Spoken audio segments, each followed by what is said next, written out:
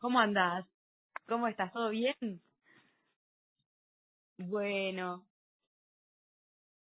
No, no. Y sí, pero aparte, vos sabés que yo ahora estaba viendo este, los autos, ¿viste? Las declaraciones del tipo. Tengo la foto también, no, no, no, no. Pero el perfil es siniestro, pero aparte, sí. Bueno, lo que pasa que el problema, mira, en este caso, a ver, sí, potencialmente es prevenible. Lo que pasa es que lo tenés que trabajar mucho desde adentro de los núcleos familiares, porque no deja de ser un crimen sexual adentro de la familia. Es como decía, a mí una vez me hizo una entrevista Jorge Traverso, divino, y me decía al aire, o sea, acá el zorro está entre las gallinas mezclado. O sea, vos tenés al tipo metido adentro, invisibilizado. Lo que sí te puedo decir que era un caso que no había naturalización del abuso, o sea, no estamos hablando de un caso de abuso sexual, no. Pero no, no, eso te lo firmo. Fue una situación completamente incipiente. Ah, sí, sí, sí, sí, sí, claro. La confianza, la confianza. La confianza, el tipo que está ahí adentro, la piba le abrió porque era el familiar. Este, sí, y yo tengo la parte de la especialización en psicología forense y jurídica. Claro, sí, integra lo criminológico. Dale, buenísimo, genial.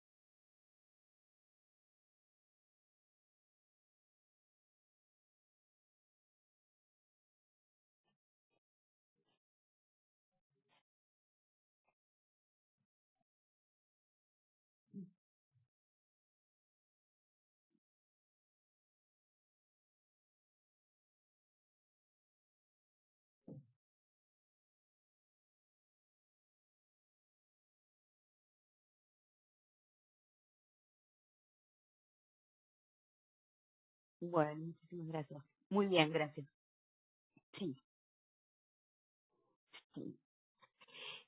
Bueno, muchísimas gracias por la invitación. La verdad que les mando un saludo a pesar de estar todos bastante consternados, ¿no? Es un caso que nos dejó a todos bastante fríos y también lo que está sucediendo últimamente, que es la frecuencia con la que se están dando estos casos, que están apareciendo de manera muy reiterada, ¿no? ¿Verdad? A razón de esto también aparecieron lamentablemente otros cuerpos cercanos a las zonas, de otros casos que también las figuras son femeninas, las víctimas. A ver, ¿es previsible o no? ¿Predecible o no? O prevenible, mejor dicho, sería la definición. El caso es un caso, voy a dar algunos detalles y algunos señalamientos específicos. Desde el punto de vista criminológico, no criminalista, porque en realidad lo criminalista tiene que ver más con las experticias. Yo trabajo en la parte más criminológica, que tiene que ver más con los motivos por los cuales el criminal hace las cosas que hace, ¿no? ¿Verdad? Se analiza desde lo que vendría a ser el perfil y la psicología forense. Es un caso que, como yo te comentaba recién, data de una violación concretamente, no de un abuso sexual infantil o adolescente. Si hubiera habido abuso, en realidad la víctima ya tendría naturalizado esto de la práctica con su abusador. En realidad lo que estamos hablando es que este sujeto irrumpió en la habitación de la víctima, la violó, la atacó físicamente y sexualmente, por supuesto, ¿no verdad? Y se trata de una violación intramuros, o sea, una violación dentro del ámbito familiar, lo cual, lamentablemente, hoy por hoy están apareciendo muchísimos casos que, por suerte, en parte, se están empezando a poder denunciar. La idea es que se puedan empezar a denunciar antes y no llegar a estas consecuencias tremendas, donde en realidad, por ejemplo, en este caso nos encontramos frente ya a un feminicidio, ¿no verdad? El feminicidio tiene que ver con esto de la ira contra el género femenino, ¿no? O sea, de ahí viene la definición. Y esto no es menor porque en el caso se trata de este tío materno que en realidad él mismo explica que no sabe qué es lo que aparentemente argumentando, ¿no? De alguna manera le pasó por la cabeza y sintió la necesidad de arremeter contra esta pobre inocente, que era su sobrina, que también estaba, no, diríamos, de manera casual, muy emocionada por el tema del festejo de su cumpleaños de 15. Esto no es un elemento menor en el perfil de este tipo de sujetos, porque evidentemente se trata de un sujeto sumamente violento desde el punto de vista psicológico, impulsivo y aparte posesivo, y claramente debe haber sentido algo relacionado con esto, ¿no? O sea, esta cuestión de poseer a la víctima, de querer, diríamos, controlarla de alguna manera, que es un argumento que siempre está presente en las figuras feminicidas, siempre. ¿Tá? No nos tenemos que olvidar también, al mismo tiempo, que se trata de un asesinato sexista que está instalado dentro de los núcleos familiares. Esto es todo un problema y tenemos toda una discusión con la parte legal también, porque dentro de la familia ustedes saben que es el ámbito privado. Entonces ahí, diríamos, nos metemos en en un aspecto, diríamos, en un claroscuro, en un gris, que tiene que ver con esto de, bueno, cómo se denuncia, quién lo puede denunciar, etcétera. Acá claramente tienen que empezar a haber denuncias desde adentro del ámbito familiar y si no las hay, desde afuera, tanto sea de contactos, allegados y demás, para poder empezar a trabajar en la prevención de esto. Porque si no, evidentemente, es como que tenemos al zorro mezclado entre, diríamos, las gallinas, sin poder, diríamos, visibilizarlo con anterioridad para poder evitar este tipo de desenlaces terribles, cuando en realidad ya estamos contando con el tercer homicidio, el tercer feminicidio femenino de menores de edad este año. Vamos 16 mujeres este año y entre ellas hay 3 casos que son estos, incluyendo el caso de Julia Esmeralda Ferraz, que es este caso del que estamos hablando, de 14 años, que son menores de edad. ¿Tá? Entre estas 3, la chiquita Ana Clara, de 4 años, o sea, ¿qué es lo que nos está pasando socialmente? Y a nivel psicológico, obviamente, ¿no? Digo, para que estemos viendo este tipo de infanticidios de alguna manera, porque en realidad es una alerta que ya, bueno, UNICEF ya la planteó con Uruguay, ¿no? ¿Verdad? Contra niños y adolescentes. Sí, dime.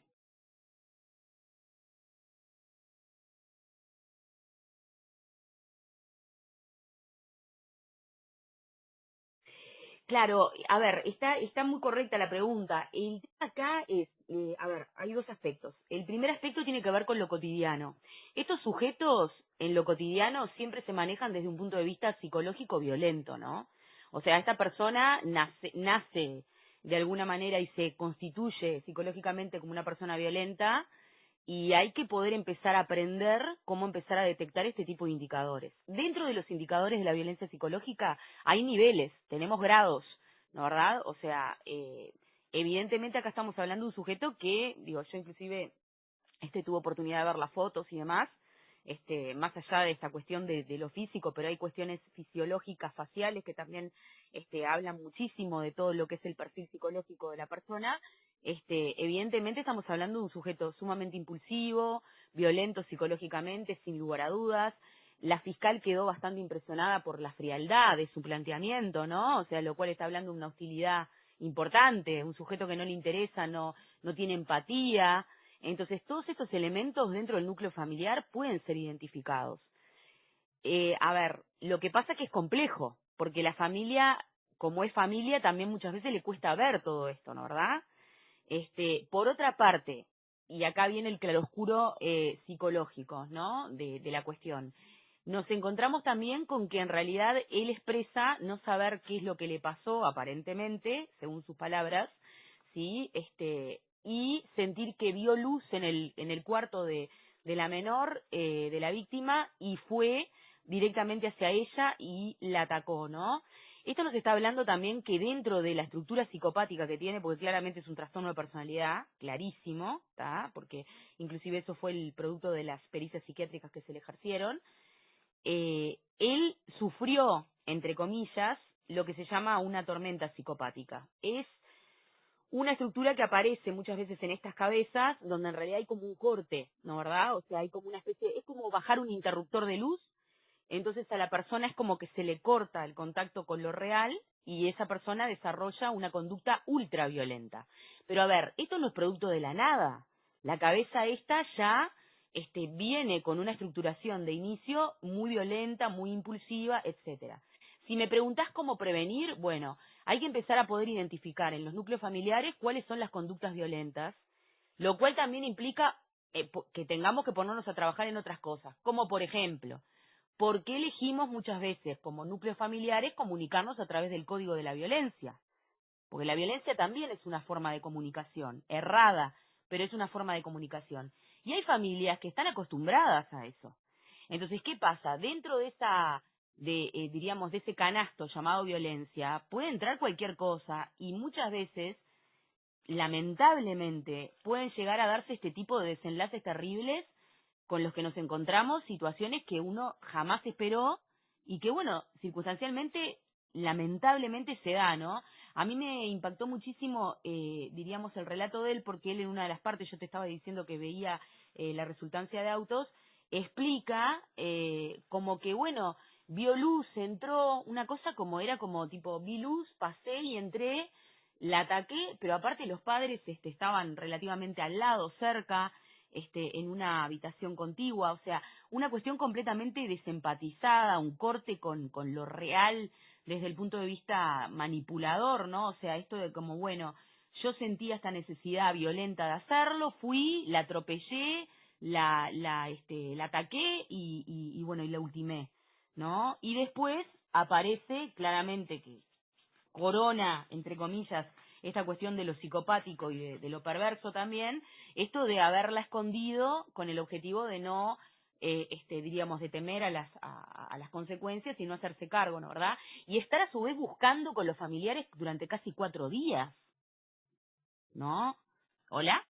Entonces, perdón, entonces, a mí, diríamos, son elementos que, diríamos, me llaman mucho la atención también. Son esperables para la estructura de personalidad que tiene este sujeto, pero son tremendos, ¿no? O sea, esto de que, bueno, también aparece una cuestión muy narcisística, muy de querer ser visto, diríamos, de aparentar estar buscando con la familia y en realidad ser el autor y sentir que no lo descubren. O sea, todo este tipo de elementos se ven en este tipo de perfiles y aparece la mayoría de las veces. Yo no sé si se acuerdan de un chiquito que creo que fue en la zona de Marindia, que lo ultimó, lo asesinó. ¿Se acuerdan del caso? Bueno, de ese caso también el sujeto, otra vez por perfil psicológico, vuelve otra vez a hacer exactamente lo mismo que hace este individuo, ¿no? O sea, busca conjuntamente con el grupo, o sea, tienen esa frialdad desempatizada que es como muy complicada. A ver, acá no se trata de culpas en el sentido de la familia, decir vamos a culpar a la familia, ¿por qué no lo identificó antes? Porque, diríamos, son sujetos complejos de identificar. Pero de todas maneras yo creo que un buen inicio para empezar a poder frenar de manera gradual este tipo de desenlaces es, bueno, empezar a controlar un poco, a ver cómo nos manejamos nosotros en nuestra vida cotidiana con los códigos de violencia, ¿no? O sea, si pertenecemos a un núcleo donde la violencia está naturalizada, donde como que diríamos comunicarse violentamente es lo esperable o es lo que el núcleo familiar está acostumbrado, o sea, me parece que hay que empezar a trabajar desde ahí porque si no realmente, o sea, está complicado, ¿no, verdad? Lo que estamos viviendo últimamente. Sí,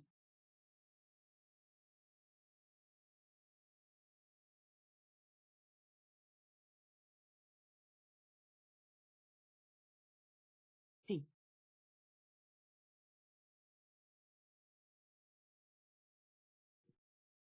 sí, claro, claro. Claro, digo, a ver, o sea, hay un elemento, es tal cual la pregunta, o sea, hay un elemento que tiene que ver con, está analizado, con la necesidad, entre comillas, inconsciente de ser descubiertos para que su inconsciente o culpa se alivie de alguna manera.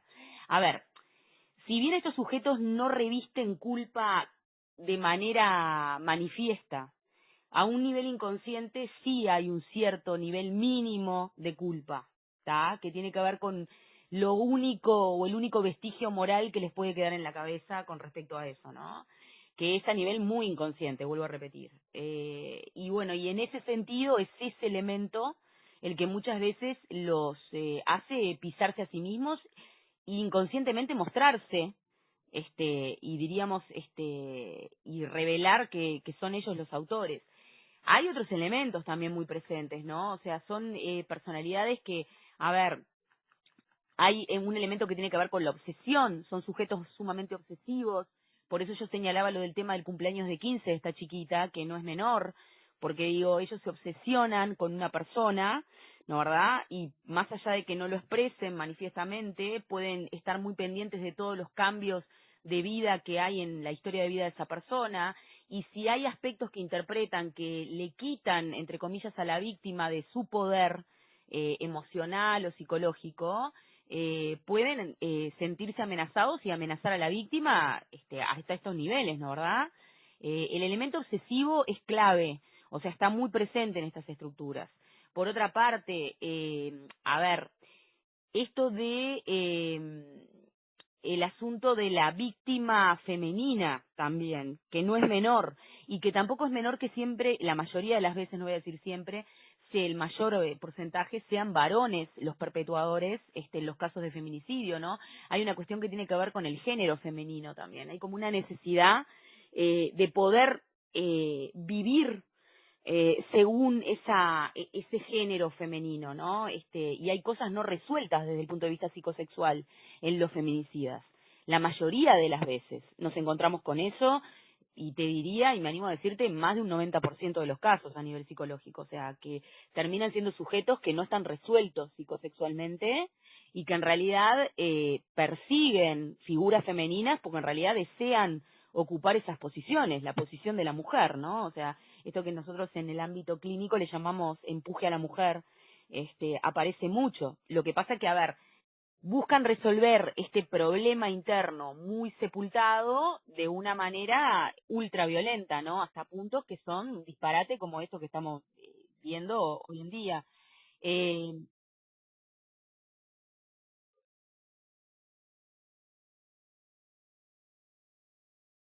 Ujú, mm,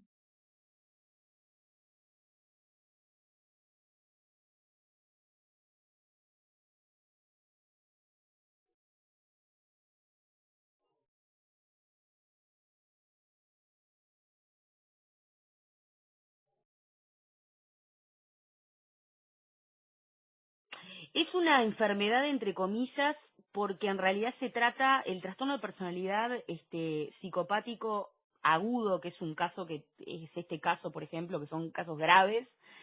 Se trata en realidad de una enfermedad, entre comillas, de la forma de ser en el mundo. Cuando nosotros hablamos de personalidad, es como nosotros somos frente a la vida. La personalidad tiene que ver con eso, cómo el sujeto se maneja frente al mundo. Y ellos están enfermos, entre comillas, frente a cómo se manejan frente al mundo y frente a los demás. Entonces, ahí tenemos un tema que es como complicado, porque claramente desde el punto de vista de lo que tiene que ver con lo moral, no interpretan absolutamente nada. O sea, si bien son conscientes que lo que hacen es completamente amoral, lo siguen haciendo con conciencia, ¿sí? No les interesa, y ahí es donde aparece el gran problema, porque tiene que ver con la forma de ser que tienen frente a los demás y frente al mundo que los rodea. Cuando vos me preguntás si se pueden recuperar, yo lo que te puedo decir es que clínicamente y científicamente lo que sí se sabe es que ellos son máquinas de repetir conductas, por más que sean malas conductas. Son sujetos que no aprenden de la experiencia. O sea, puede irles, diríamos, muy mal con una determinada circunstancia, ¿sí? Y ellos no aprenden de la experiencia aunque les dé un mal resultado. Por consiguiente, siempre van a volver a repetir la conducta. Esto.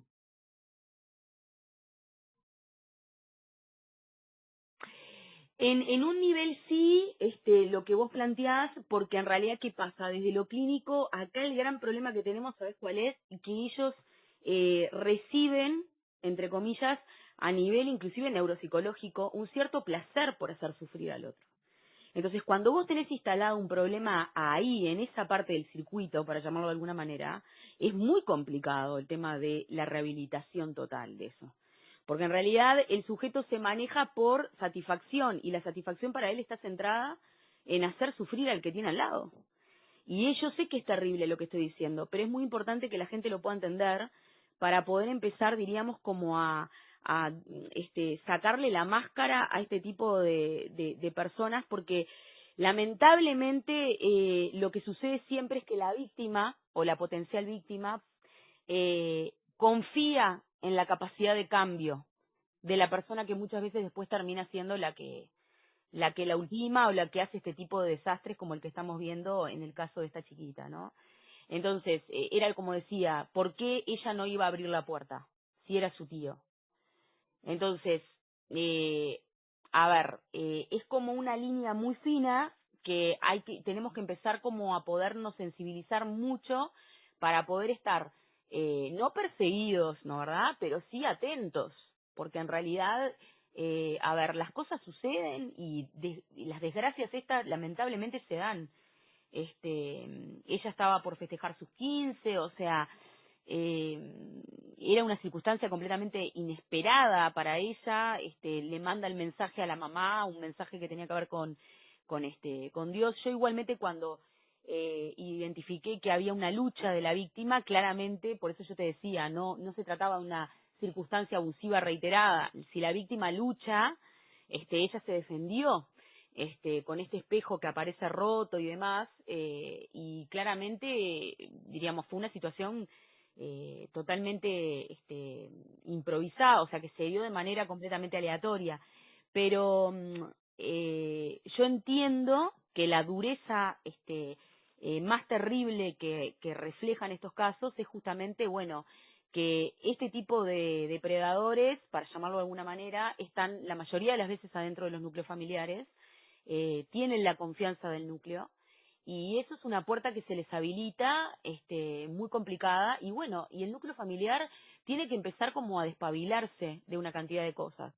No instalar, diríamos, la desconfianza persecutoria de perseguirnos todos y ver abuso y violación por todos lados, pero sí poder empezar a tener determinados recaudos y empezar como a limpiarnos un poco también a nivel social con esto del aprendizaje de los hábitos, de cómo nos manejamos en la vida frente a los demás y frente a nosotros mismos, o sea, qué conductas desarrollamos.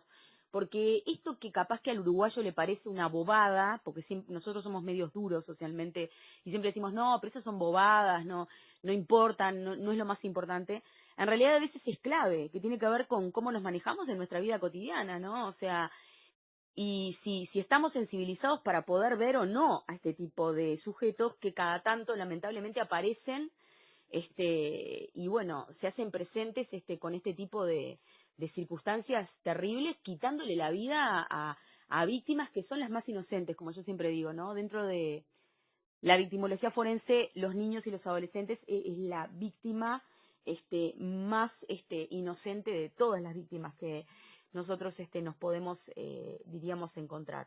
Claramente el sujeto es imputable, eso sin lugar a dudas, él fue consciente de lo que hizo, tienen conciencia moral de que es completamente amoral y van completamente contra las normas y las leyes sociales cuando hacen lo que hacen, saben perfectamente lo que hacen, eh, no revisten culpa externamente ni muestran sentimiento, diríamos, de malestar o sensibilización por lo que hicieron.